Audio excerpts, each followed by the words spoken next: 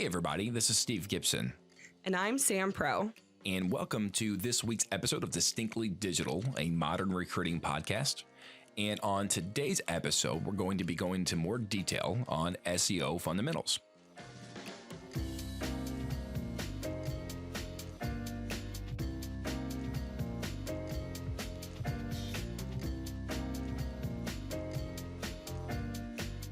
Steve. Oh.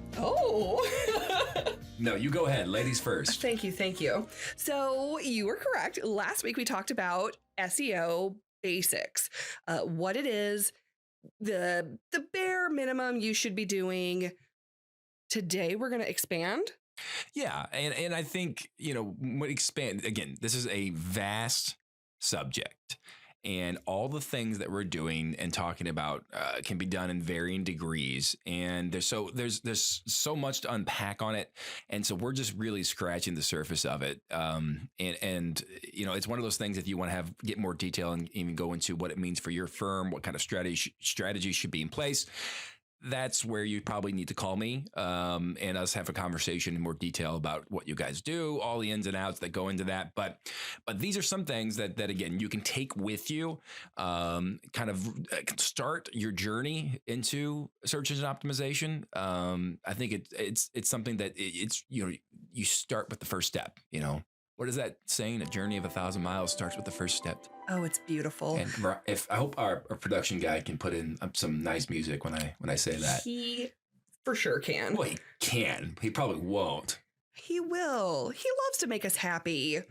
He just spent 20 minutes working with us on things we've already done because this is our fourth episode. Well, no. So this is big news. This is our fourth episode, and we've already upgraded our facilities for this. You wanna break that fourth wall? You wanna let the people know that we're in a room that we are in a new room that's dedicated for this purpose, a specific podcast recording studio. There's no black mold on our walls. There was no black mold in the previous quote unquote studio. That's true. It can be neither confirmed or denied at this point.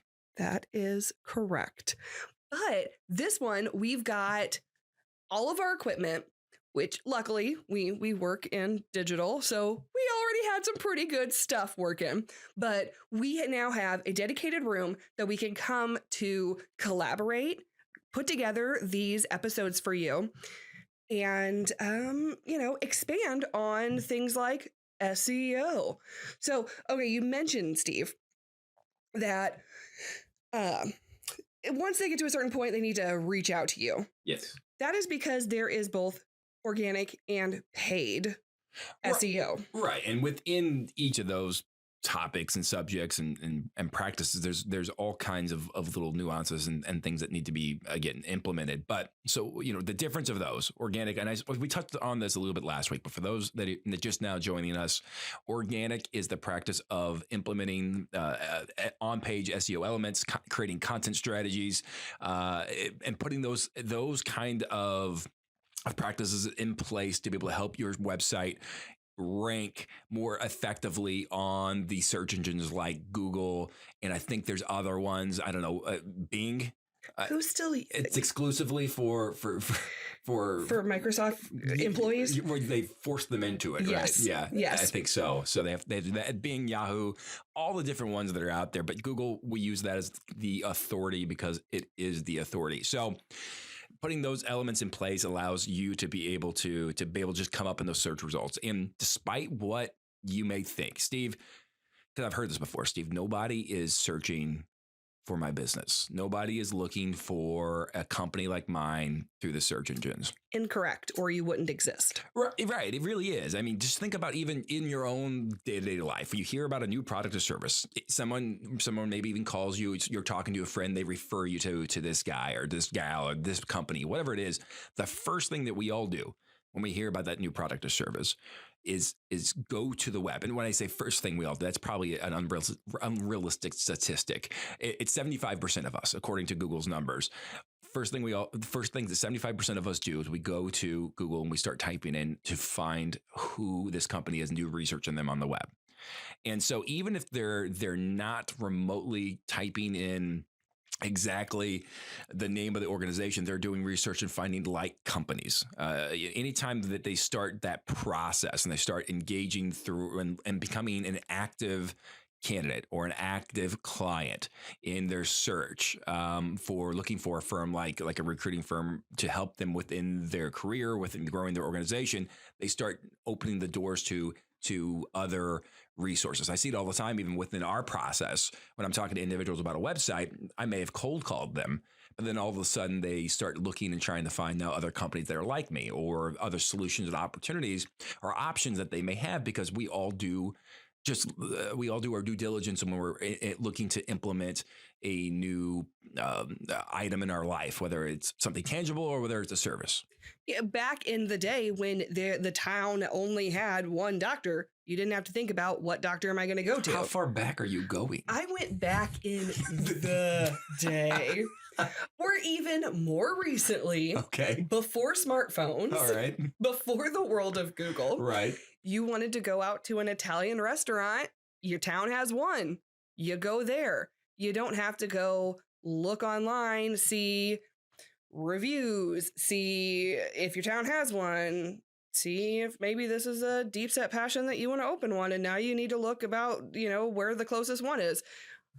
Expanding, etc. Right. No, and you're 100% right. So that's why it's important. And so that's why we want to be able to find opportunities to let our organization and our firm be able to come up in those results. So that's what organic does. Paid is a little bit more direct in what you're doing. You're actually defining a demographic and an audience. You're putting some spend and money behind these ads that you're putting together, whether they're based on keywords that you're looking to target, if someone's typing in a certain phrase. So let's use like retail recruiting firms. If they type in that phrase and it meets your keywords, then you'll see those kind of top 4 results. And I wish we had screen share on this, but you'll see those top 4 results on Google where it says ad by it on the left-hand side. That is very aptly named an ad. It is an ad. Yes. And so an ad means, like anything else, that there's money behind what's driving that piece of information to be there. And so paid advertisement is effective as well within an SEO or marketing strategy, because it just allows you to be able to be in a position that's a little higher up on the in the authority of those pages and those search results.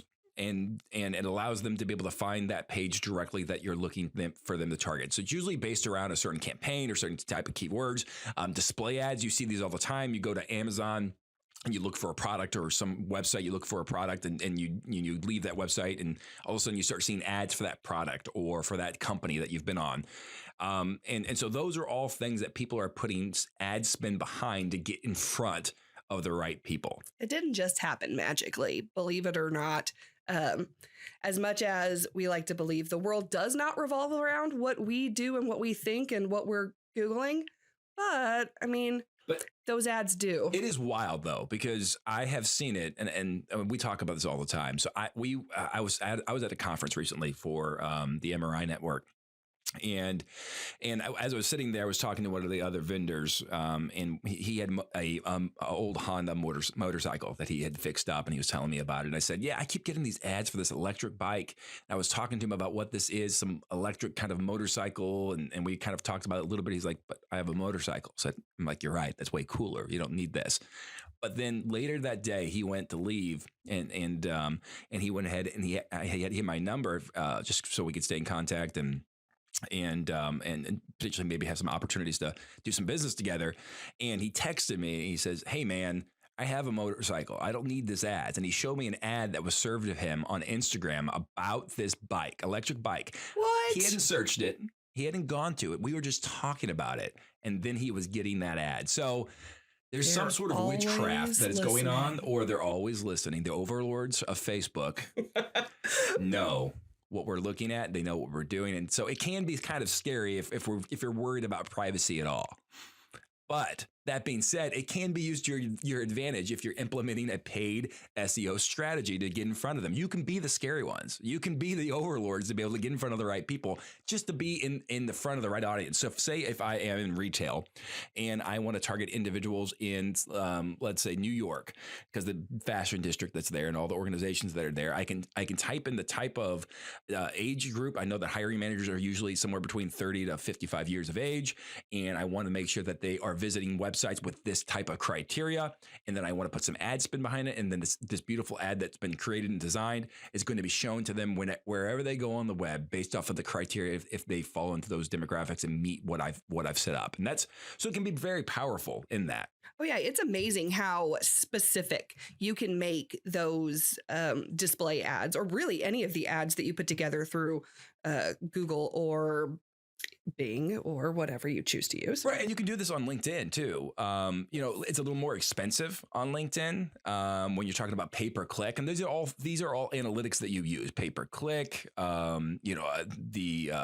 guess the overall budget of that, all the things that you want to look at to monitor what type of click-through rate you have, those kind of things, you can look at it and be able to judge the success of an ad. But you can do that on Google's platform and also do it through social media platforms like Facebook, like LinkedIn, Instagram. You can sponsor posts. They call it more of a sponsoring of posts, but LinkedIn actually has a campaign builder that you can go and run these in-depth campaigns based off of certain criterias, and it can be very, very successful. Just like anything else, it's always part of what you do. You should be doing organic SEO. You should be doing paid SEO. You should be working with different types of sources to put out press releases, to build backlinks. That's also versions of paid SEO and being able to get more involved and engaged in driving individuals back to your website. It is important to make that distinction that paid search results, like paid ads, are completely independent from your organic listings. Those are two different things that you can pull in your Google Ad Console and find the metrics for. Your organic, or anything that you do as paid, is not going to affect your organic numbers. They are completely separate. And Sam, when you say that they're completely separate, they are. So this is the only way that I would say they're connected. So you cannot pay for a first page listing within your organic results. A lot of people say, Steve, well, how much are these people paying for that? They're not necessarily paying for it. They're just doing things that help them be optimized to be able to show up there. But one thing that it does potentially influence is if you're running a paid campaign, you're getting more traffic to your website. And Google does look at the amount of visitors and traffic that you do have coming to your website. And that potentially can, again, there's no documented probably truth on this, like for like a gospel perspective, but we've seen it that it can influence the organic results because you have more activity, more traffic, it builds more relevancy, more credibility that goes behind that. It's viewed as more of a legitimate website because more people are visiting it. Yes. One other thing that we find is sometimes, like I myself am included in this, I see those top 4 results or whatever that say ad next to them. Right. I'm not going to click on those. Right. Unless it's a competitor's ad. Yes, unless it's a competitor's ad. We'll do what we can then. Because remember, it's pay per click.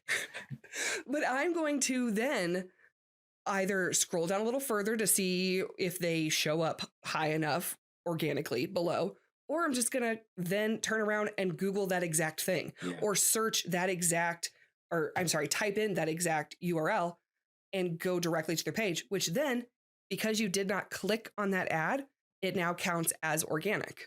Right. Yeah. And so it's called Google Search Console. You can go look and see the details that surround how many people are, what phrases they're typing into Google to find your organization, how many impressions you make based off of that keyword or key phrase.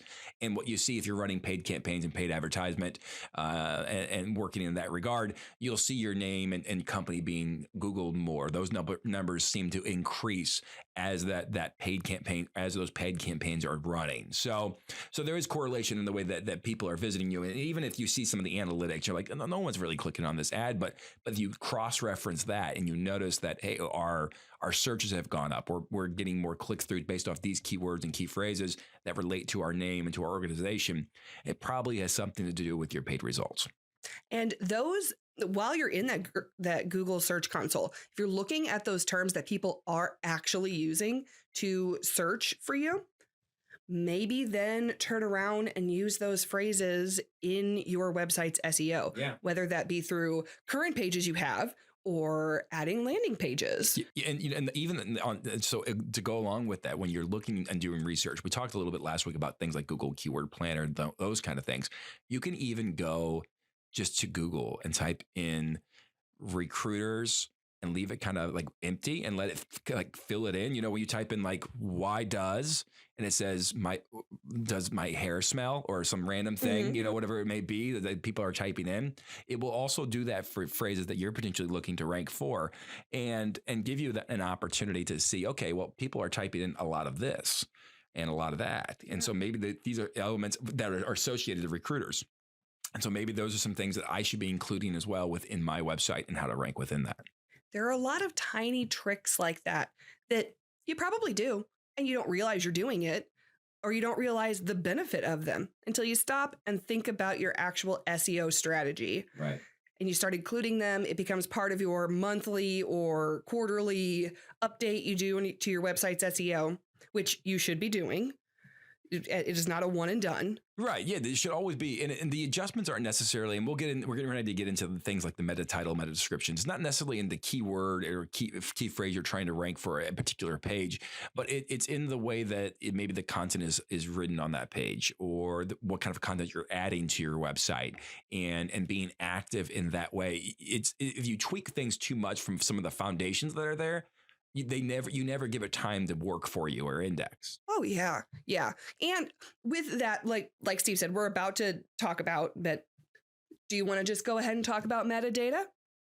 I think we should keep having say we're about to do this and we're about to just leave people hanging. And then we say, tease it. And then we say next week and then make them tune back in to hear it again and see how long we can keep that going. Well, how about right before we get into metadata, let's hear a message from our sponsor.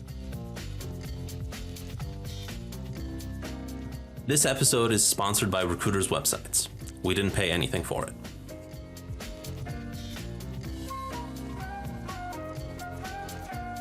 Okay, so, all right, Sam wants us to go ahead and just stop teasing everybody and go ahead and get into metadata. So metadata, this is back to some of those foundations of a organic SEO strategy or plan. Yes. And go ahead, Sam. Oh, so there are three things when it comes to metadata that you really need to pay attention to.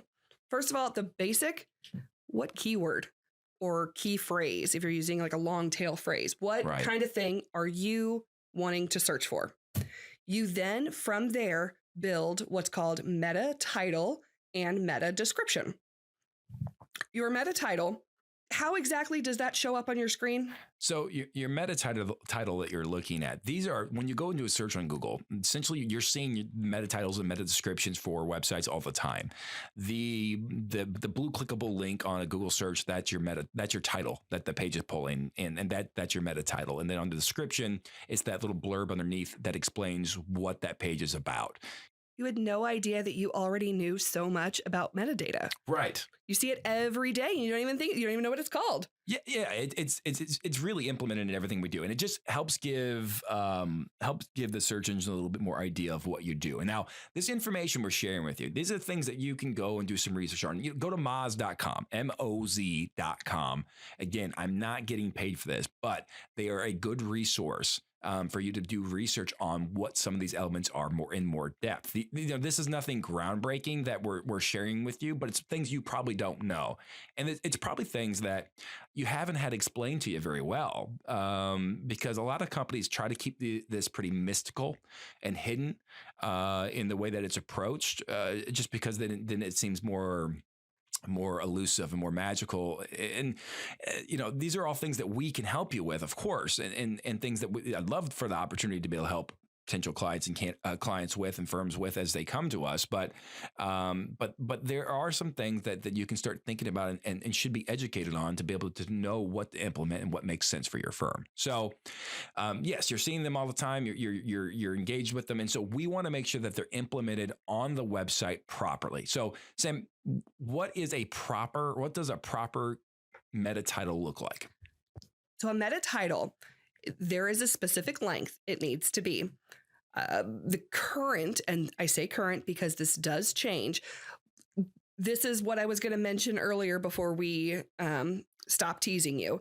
One of the reasons you do your updates is because these guidelines, so to speak, change, and you need to stay up to date. Right. But the current length recommendation is 600 pixels.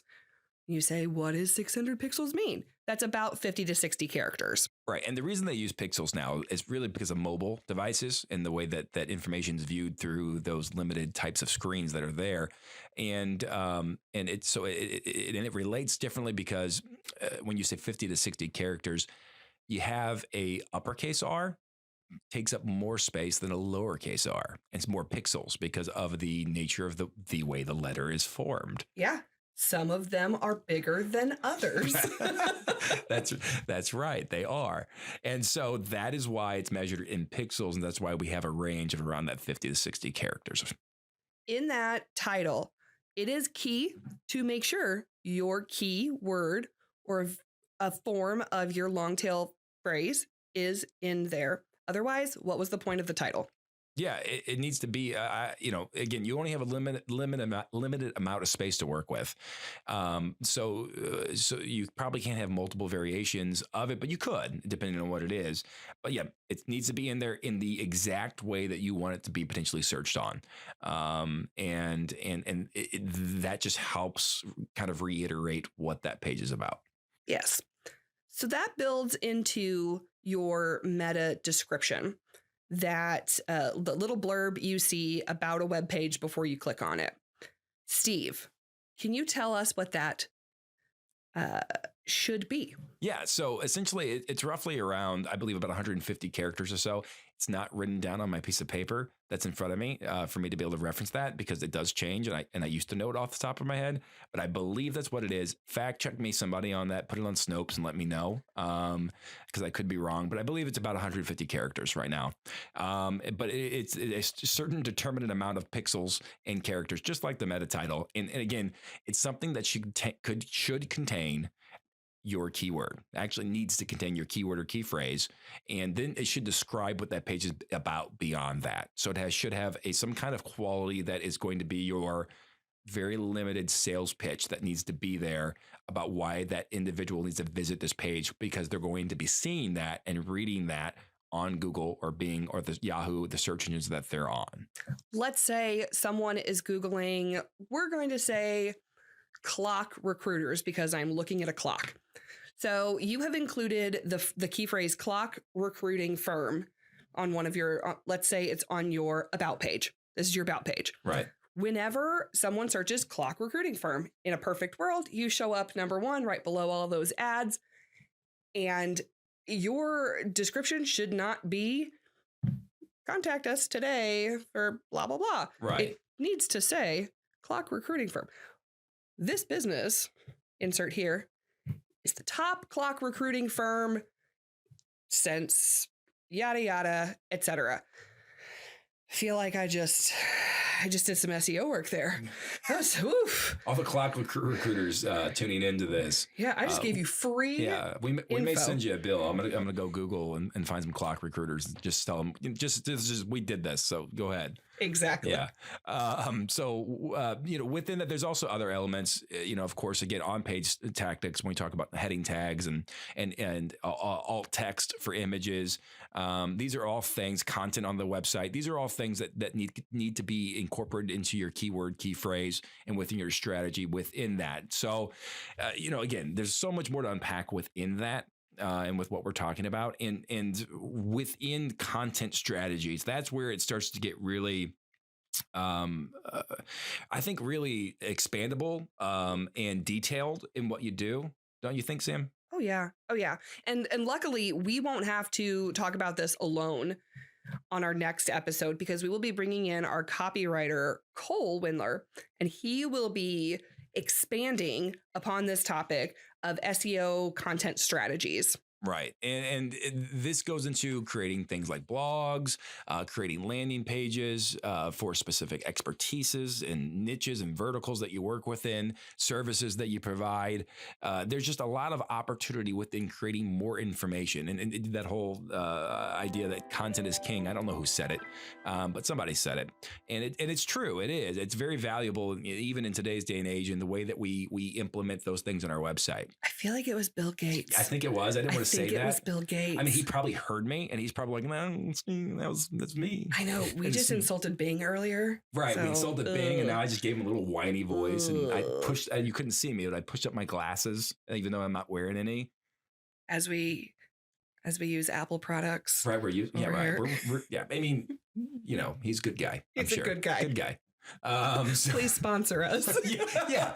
I mean, we've said your name now like 3 or 4 times. But when we look at that and you look at the information and the content that's there, there's opportunities to be able to expand and grow the overall visibility of your website through that information that's being produced. There's a certain ideal length of type of information, the density in which the keyword and key phrase should be in that, and then different tactics for things like synonyms and different ways to be able to approach variations of the words that you're trying to rank for, and building out a strategy and a campaign that surrounds everything that you do within that to be able to have increased visibility that over time, with all these things that we've talked about, with all these things that we're getting into, as scattered as it may probably seem to those listening to within that the overall implementation of these efforts, you can really start to see a big difference in the way that you're having individuals call you beyond just inbound lead generation and beyond like emails and LinkedIn messages and all the things that you do for your efforts every single day.